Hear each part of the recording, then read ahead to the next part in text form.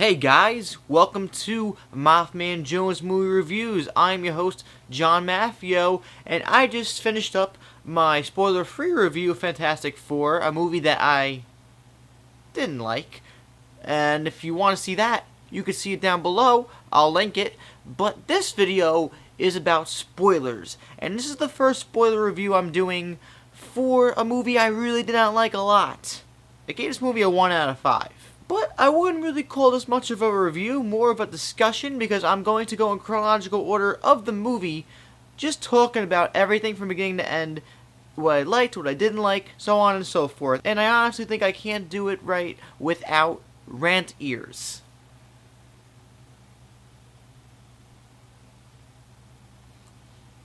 Let's begin. This is Fantastic Four. So we start the film off with a young Reed Richards talking about how he made a teleportation device, but he starts off talking about Eli Manning and the New York Giants, and I was like, yeah, this is a great way to start the movie. Well, the rest of the movie it speaks for itself, but yeah. So then, Peter thinks he's crazy. Ben Grimm, for some reason, thinks that Reed Richards, this kid is onto something, so he follows Reed Richards, and you find out that he has an abusive brother who says, it's clobbering time. The mom starts scolding and slapping the older brother and goes, hey Ben, check the noise. He checks the noise. Reed Richards is trying to find a power converter, and Ben goes, what do you need a power converter for? And Reed's like, I'm making a teleportation device. You want to come with and see? And he's like, sure, why not? So they go look, they go into Reed Richards' garage, and he makes it work, and they get back some soil samples from the other dimension. It creates a power outage for the whole city. And then we cut 7 years later. But before that, let me just say that those scenes in the beginning, aside from the bad acting and it's clobbering time, really enjoyed it. It was very Spielbergian, and I liked where he was going. And I'm still liking it as we're going forward, but now we're 7 years later. Miles Teller and Jamie Bell, Mr. Fantastic, and The Thing, before they become those respective characters, or they're not so respective in this movie, they're at a science fair, and Miles Teller, Reed Richards, creates a better version of the teleportation device, and a science teacher from 7 years ago, who still looks the same, thinks he's crazy, and he should be disqualified. What a fucking idiot. So then, Dr. Storm, Johnny's father, his real biological father, who has the best voice in the world, by the way, goes, I'm making something like this, similar to yours, but on a much higher scale, and I'd like you to come with me and my hot adopted daughter, Sue Storm, to work on it. You guys want to come? Actually, no, Ben Grimm, you can't come, but I want you to come with me. And Miles Teller's like, yeah, sure. So he enrolls in a scholarship at this Baxter building, and he starts trying to flirt with Sue Storm, and Sue Storm apparently likes listening to indie music because that helps her focus and do her work in a more organized manner. Okay, I can dig it. It's a cool character trait. Cut to Johnny Storm, who built a car and gets into a race and crashes the car and breaks his arm. And this all goes by very quickly, by the way. There's no characterization besides the fact that, oh, Johnny can build stuff. Oh, he builds stuff, but he's a kind of clumsy guy. And he's also a hothead. Hothead. Dr. Storm shows up again and goes, you are my son, and I love you, but do you want to do this for the rest of your life? What the hell is wrong with you? Come work for me, because this movie needs to have a relevant plot and have everybody come together in a very convenient manner. And Johnny Storm goes, sure. And he loses the cast, one scene later. Dr. Storm also stops by to recruit Victor Von Doom, who looks like a really bad World of Warcraft player who has seen a better day. Hey, Victor.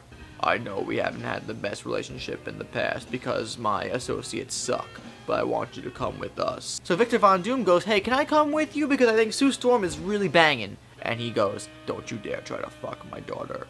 And he goes, sure, whatever, and he comes with him. So now everybody's together except for Ben Grimm, aka The Thing, who is out back in his childhood area doing junkyard shit.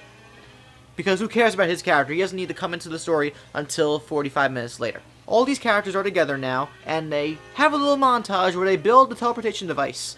And they successfully make it work because they send a CGI monkey in, and he comes through alive, and he comes back alive. So then everybody's like, woo, yeah, we can send humans now. So then, Tim Blake Nelson, who plays the government asshole, comes in chewing his gum, as he does in the whole entire fucking movie, chewing his gum like... he does not stop the whole fucking movie. He just keeps chewing his gum like a fucking moron. He goes, "Awesome, guys. Thanks for all your hard work, as we saw evident in the last 5 minutes of this cool montage, but we have to send NASA people to see if this can actually work for future benefit." So then Victor, Reed, and Johnny Storm all get drunk, and they go, "Hey, you know what? We should go in the teleportation device and plant an American flag. We did all the hard work, we should go first." So then, Miles Teller calls up Jamie Bell and goes, "Hey, you've been my best friend for like 7 years. You want to come with us? Be the 4th guy?" And he goes, "Sure, I like the attention. I like being your friend, so sure." So he shows up, they all go through, and they climb down this really distant mountain. At least it seems like. So Victor Von Doom, as smart and intelligent as he is, becomes a stupid idiot and starts touching this green goo completely. When you're on a foreign planet and you're trying to discover new things, you don't touch things that look suspicious. So he touches it and he explodes. He becomes one with the goo. He doesn't survive the whole thing. But Reed, Johnny, and Ben all get out of there and they try to get back into the pod, but they all have disasters on their hands because they all get attacked by this substance or whatever is on the planet. So they take it back with them.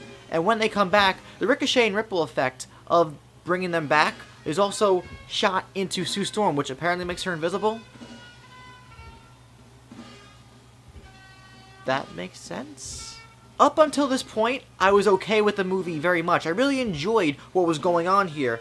The only really stupid thing here is that, again, like in other movies, when these characters go to these really crazy places when they are previously very intelligent, or at least the movie makes them out to be that way, they do stupid things when they're on these stupid crazy places. Victor Von Doom, why would you touch the green goo? Are you stupid? So now everybody's in this Area 51 type of facility, but they think they call it Area 56 or 57. Something of the matter. It's in a very cold, snowy area. And they're all strapped. It's like a horror movie. They're all freaking out. But Mr. Fantastic, Reed Richards, escapes. And while he's trying to escape, he's going through an air shaft, and he sees Ben, and Ben is turning into the thing, and he's like, "Help me! Help me!" And Reed is like, "I'll fix you, I promise." So he gets out of the air shaft, he climbs onto the roof of the facility, and runs away. How he escaped, I'm sure there's plenty of cameras, plenty of security at this place. The geographical area looked very hostile, looked very cold, looked very dangerous, and somehow he got away. But, you know, whatever, it's a movie. They keep making these stupid mistakes. We cut a year later. Why? Reed is still gone at this point. He is gone MIA, somehow. The other three have harnessed and used their powers for the government and the military. The Thing has been used as a militarized Hulk type of character. And he's not okay with it, but it's something for him to do because he had a shitty life before he became the Thing anyway. He has no redeeming qualities, this character. It's just this poor guy, man. Sue Storm is using her invisible abilities, and Johnny Storm, aka the Human Torch, is taking out drones. Cool, I guess. So then, I don't know. We cut back to Richard Reed's, and he's hiding out in some, like, tropical area, and he's disguising his face in a very weird CGI effect. He makes his face turn back into Miles Teller's face. It looked so bad, though. Like, ugh. Ugh, it's disgusting, man. It's like The Mummy. But I love the Mummy movie. But he was buying pieces over the last year to try to make another device to help his friend Ben Grimm become Ben Grimm again. But then Ben Grimm shows up with the military, and Mr. Fantastic takes out the military with his really, really long elastic arms. Blum, blum, blum, blum. The Thing shows up also after Reed takes out all these military guys, and he goes, "I'm angry at you. I'm angry." And he headbutts Reed in the face. Let me just say, the cut to black and the sudden transition to the next scene after the Thing headbutts Reed is one of the most awkward parts of the whole movie. Something happens, they all get back together, and then Tim Blake Nelson decides he's going to send more of these people, like 7 or 8 of them, into this interdimensional teleportation device to go back to Planet Zero. For some reason, I forgot why. Again, this movie was so forgettable that I forgot so many aspects of the movie. But they go back, not the Fantastic Four, random people, and they find Victor Von Doom, played by Toby Kebbell, all scarred and disheveled, and tired and exhausted, as it looks like he's been through a lot of shit in the last year on this planet. And he has a cape. Because Dr. Doom has a cape. For some reason, he has retained the cape over the last year. But the suit he was wearing when he wore it on the expedition, when he was drunk a year before, has been infused within his body, along with some other weird type of surface metal. Which was actually, I liked the design a little bit. As cartoony as it also looked kind of practical and really terrifying. He looked terrifying. He looked like he was in a lot of despair, and I thought that visually it was cool. So he's all disheveled. He's like, "Oh, help me. I need help." So they all take him back, and they put him in a medical bay. Tim Blake Nelson shows up, still chewing his stupid piece of gum, which he's probably been chewing the same piece of gum over the last 365 days. I would believe it. And Dr. Doom suddenly becomes not so disheveled and tired and becomes very energetic. And he makes Tim Blake Nelson's head explode. And for some reason, he wants to go back to his uninhabitable planet, Planet Zero, because he's been there for so long and he's become attached, like a Stage 5 clinger. In that sequence where he blows up Tim Blake Nelson's head, and when he starts walking very ominously through the hallways, making everybody blow up and explode too, I loved that scene. It was really, really terrifying. And in a way, it made Dr. Doom a very formidable villain, where I was like, oh god, how are the Fantastic Four going to get together and stop this guy? As terrible as the movie was, I'm kind of invested in seeing how he's taken out. So he gets out of the facility, he makes a giant hole in a crater where he uses his own teleportation device, which was made somehow, to get back to his planet. But before he gets out, he kills Dr. Storm, and in a last moment of pleading, Dr. Storm's like, "Please don't get out of here. I know if I just let you go and you go back to your planet, you won't destroy Earth. But I'm just gonna try to make this really convenient for you. Don't leave." Dr. Doom goes, "Fuck you, bitch," and kills Dr. Storm.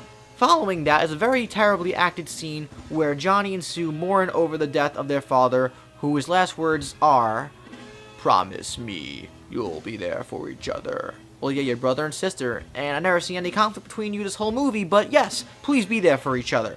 So then he dies. All four of them, the Fantastic Four, get together and go into the dimension and follow Dr. Doom so they can fight him, and they all individually try to fight him, but he's too powerful because he made everybody's head explode. Why doesn't he just make the Fantastic Four's head explode too, instead of fighting them with his fists? It makes no sense. He could have just killed them. If he can kill those humans like this, just look at them making their head explode, why can't he do the same with them? Why? Because they have superpowers too, suddenly they're, infallible to your powers? Okay. In a moment where time just stops, for some weird reason, Reed Richards gets all of them together and goes, "Hey, you know what? This Dr. Doom guy, man, he's so powerful, and we can't do this on our own. We can't individually attack him. We gotta attack him together. Because, you know, teamwork actually helps against formidable opponents." So they do. I can't really explain it, but they listen to Reed and they're like, "Yeah, you're right, Reed. We should attack him as one, as a team." And they do. They send Dr. Doom into the teleportation device, as you see on the poster. It's like this big blue light like in the Avengers. They throw him in. He disintegrates. And then, in a last minute of desperation, Sue creates a big shield ball and takes Ben and Reed with her in the ball and flies into a hole back into Earth with Johnny Storm, who flies by himself, by the way. And they get back out of there, they look at what was done. A very giant hole of destruction that spanned many miles. I'm sure many people died, but who cares, right? They all fly to a new facility. So let's do another thing in this movie and copy off of a property actually did it right. Let's have our own facility. So then all four of them, not being the Fantastic Four yet by name, are looking upon their new facility and lab and going like, wow. You know, we did a really good job defeating Dr. Doom there and killing him in a very anticlimactic way. But we have to make a name for our team because, you know, we're going to be a team now, so we have to make a team name. So then they're making this really last-minute forced witty banter at each other like they've had this relationship the entire movie when they haven't. They're not friends. Nothing indicates that they're friends. But whatever. You know what? This is fantastic. Miles Teller looks at him and goes, "Hey, Ben, say that again?" The Thing goes, "What? It's fantastic." So then Miles Teller doesn't look at the camera, but he looks at Ben in a really weird, tongue-in-cheek way and just goes, "Yeah, you said the word fantastic. Something about that adjective just rings a bell. Fantastic. There's four of us here. You don't hear him say it. The before he could say anything that relates to the Fantastic Four, camera cuts away to black. You see the logo, Fan Four Stick, movie over. Wow, wasn't that just such a fun experience? That's it. That is my chronological breakdown of the entire movie. I basically just said the entire movie in this video, but that's what I wanted to do with this one, because I just wanted to go through all the ridiculousness from beginning to end. I'm going to be honest with you guys. I had a really fun time here right now, reevaluating this movie from beginning to end in detail with you guys. The only thing I regret is not having a beer in my hand, because PTSDs tend to make you very, very desirable for intoxication. But that's it, truly. If you enjoyed it, please like the video, subscribe, and look forward to more videos in the future. Hopefully for much better movies, because I can't take another one of these again, or I might puncture my heart. I'm John Maffio, aka MaffmanJones, and I'll see you guys next time.